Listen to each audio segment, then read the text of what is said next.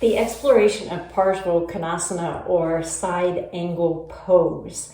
So this pose, there are so many places to go and take you there. So I'm going to show you a lot of things that are optional, and they build on those options from, places to work if you're newer to yoga, and then places to work if you're more advanced. So let's go explore Parsvakonasana. Also, I want to show you this. This is by Danskin, and it's a strap, but it's very substantial, and I've tried using rubber straps. I've tried using straps that don't give a little bit, and this one gives a little bit. It is my favorite by far. I use it in so many different ways. And so I want to show you first, let's talk through the pose just a little bit before we get on. So take your feet out, turn your right toes to face the back of the mat.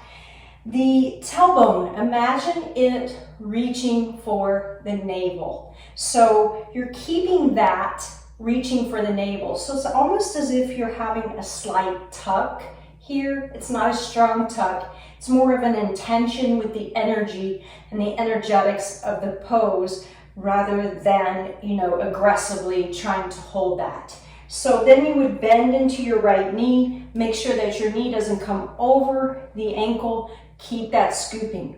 Push to the outside edge of the back foot, so you're pushing toward the side of the pinky toes edge.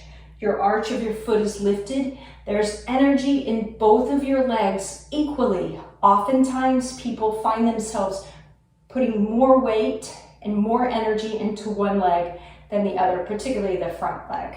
So then once you're down, this back inner thigh is rotating externally, so it's rolling back.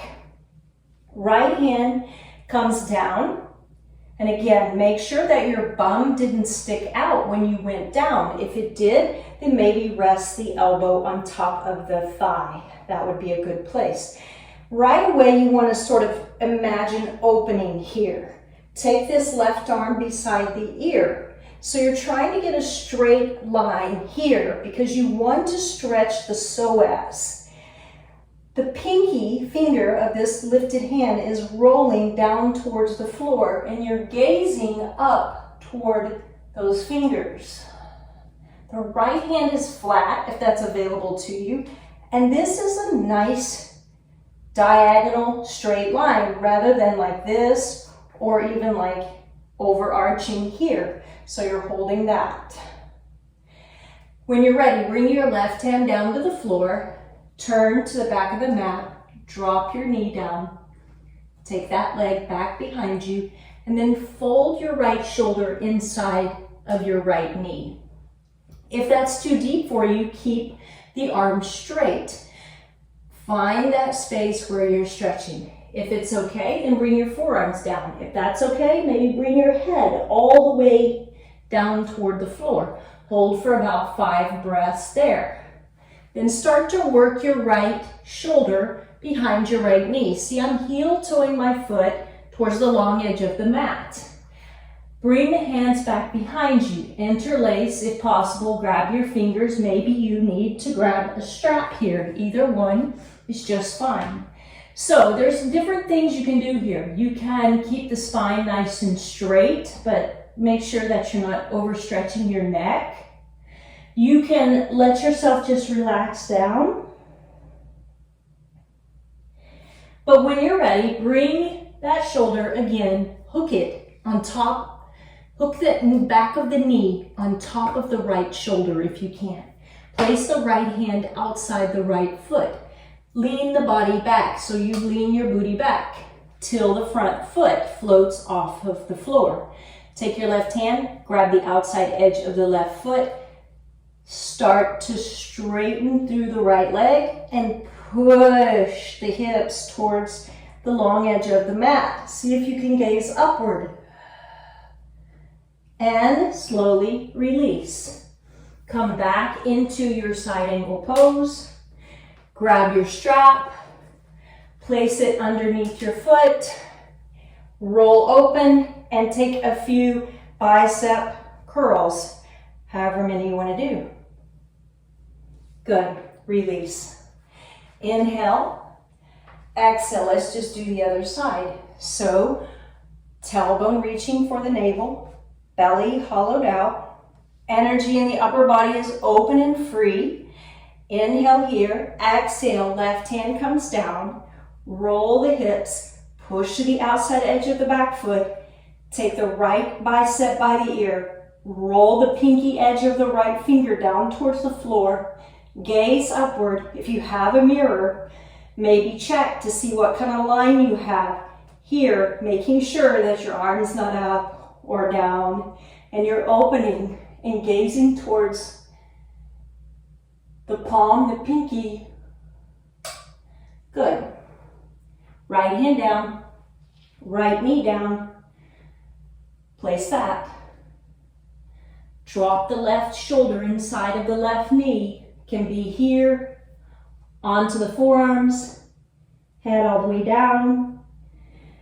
Imagine drawing the left hip towards the back of your mat. Getting in there. When you're ready, lift up. Anytime you lift up, see if you can lift up without the use of the hands. Thread that left shoulder behind the left knee. Hook it on top there. You can heel toe this foot over. Now, right hand comes back behind you. Interlace. Nice straight spine. Or exhale down towards the floor. Hold for as long as you like. Left hand outside of the left foot. Sit back so that the front foot lifts. Right hand grabs the outside edge of the right foot. Now again, my leg has drifted. It's too far down. I've got to rehook it. Inhale here.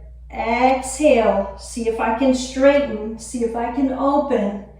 Push the hips gently, slowly towards the long edge of the mat. And then release that. Grab your strap. Place it underneath. Pick it up here.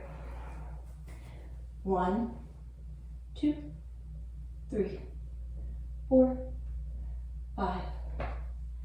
And release. And please know, when you go into Parsvakonasana, you don't have to take it on your knee. You could lift up, lean back, roll back.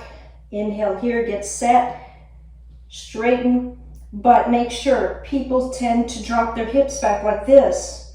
Okay, that's a totally different pose, no problem. But see if you can keep energy into that back foot. So the back foot, the back leg, is the same as if you were doing Parsvakonasana. It's just the front leg that's different. You're floating it and you're twisting, gazing upward. I hope that helps. Namaste.